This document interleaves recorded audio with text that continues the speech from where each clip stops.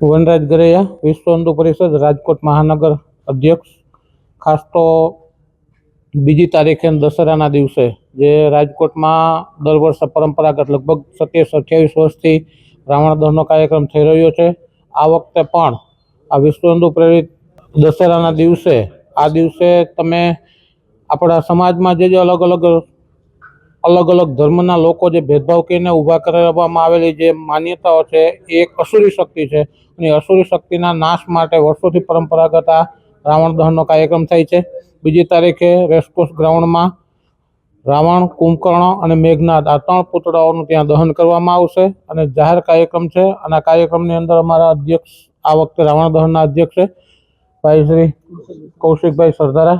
એમના અધ્યક્ષ સ્થાને આ કાર્યક્રમનું આયોજન કરવામાં આવેલું છે અને સર્વે જનતાના આના માટે લાભ લેવા અને ખાસ પધારવા માટે ભાવભર્યું આમંત્રણ।